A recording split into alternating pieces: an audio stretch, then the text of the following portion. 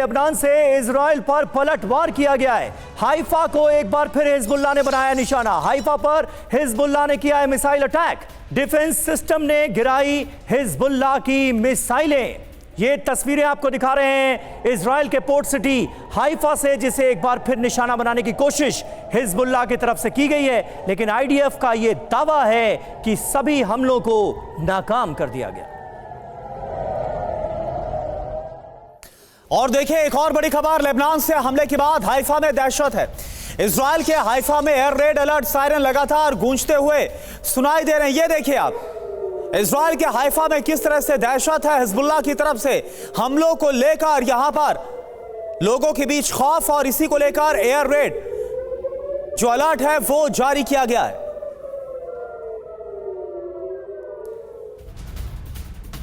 और अहम खबर है, नसरल्लाह की मौत के बाद बौखलाया हुआ है ईरान।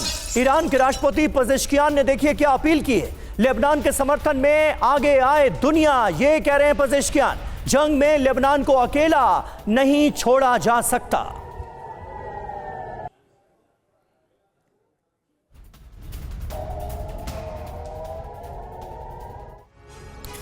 तो आखिर ईरान के राष्ट्रपति की तरफ से क्या कहा गया, पूरी खबर क्या है। दावा इस बात का है कि इराक से विद्रोहियों का जो हमला है ईरान के इशारे पर हो रहा है। आइए अब समझ लेते हैं कि ईरान पर्दे के पीछे से कैसे इजराइल को लगातार निशाना बना रहा है। ईरान का प्लान बारूदी घमासान। खबर क्या है, इराक से इजराइल पर मिसाइल हमले।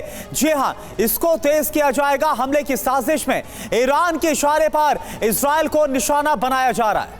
जहां विद्रोहियों के जरिए हमले की रणनीति पर इस वक्त काम किया जा रहा है। सवाल क्या है, क्या फ्रंट फुट पर ना आकर पर्दे के पीछे से जंग लड़ने की तैयारी में है ईरान? ये है वो महत्वपूर्ण सवाल। दत्ता जी, किस तरह से आप देखते हैं ईरान का डायरेक्ट इन्वॉल्वमेंट क्या इस जंग में अब मुमकिन नजर आ रहा है? वो दौर बीत चुका है क्या जब प्रॉक्सीज को आगे किया जाए इजराइल के खिलाफ जंग लड़ने के लिए? आपको याद होगा हिजबुल्लाह ने बीते दिनों बाकायदा ये अपील की थी कि ईरान जंग में डायरेक्टली इन्वॉल्व हो, कूदे। लेकिन ईरान की तरफ से कहा गया कि अभी ये मुनासिब वक्त नहीं है जंग में सामने आने का। क्या अब वो वक्त आ चुका है? देखिए, ऐसा है कि जितने प्रॉक्सीज अभी तक लड़ रहे थे ईरान के माध्यम से, वो अगर ईरान की शय पे लड़ रहे थे, हाँ, और वो अगर मार खा रहे हैं आज के दिन में और ईरान कुछ नहीं कर रहा, तो ईरान की साख तो वैसे ही खत्म हो गई। अभी ईरान जो दुविधा में है कि अगर वो कोई डायरेक्ट असॉल्ट करता है इजराइल के ऊपर तो उसका काउंटर अटैक तुरंत आएगा और बहुत सीवियर आएगा। और यूनाइटेड नेशन में नेतन्याहू साहब ने बोला है कि ईरान की कोई ऐसी जगह नहीं है जहां पर हम पहुंच नहीं सकते हैं। इसलिए ईरान को शक नहीं होना चाहिए कि हमारे ऊपर कार्रवाई करने की अगर चेष्टा करेगा तो हम बिल्कुल तुरंत काउंटर अटैक करेंगे और वार करेंगे।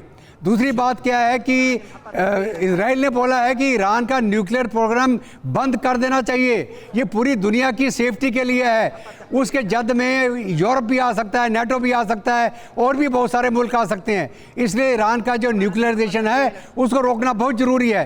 तो आज नहीं तो कल उनके न्यूक्लियर इंस्टॉलेशन के ऊपर हमला जरूर होगा, इसी प्रचलन में होगा।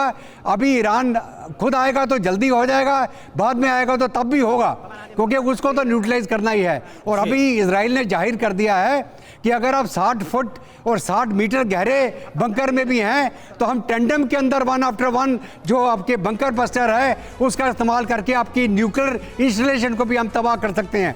तो इसलिए जो न्यूक्लियर इंस्टॉलेशन है ईरान की वो भी अभी सेफ नहीं है, क्योंकि जो इजराइल के पास में जीजू कैटेगरी के बॉम्ब्स हैं वो अलग अलग पेलोड वाले हैं, उसका इस्तेमाल करके वो किसी भी। यानी दत्ता सर, आपने ये बड़ी अहम बात कही कि प्रॉक्सीज तो ऐसा लग रहा है कि अब बहाना है। ईरान और उसके जो न्यूक्लियर प्रोग्राम है वो असली निशाना है।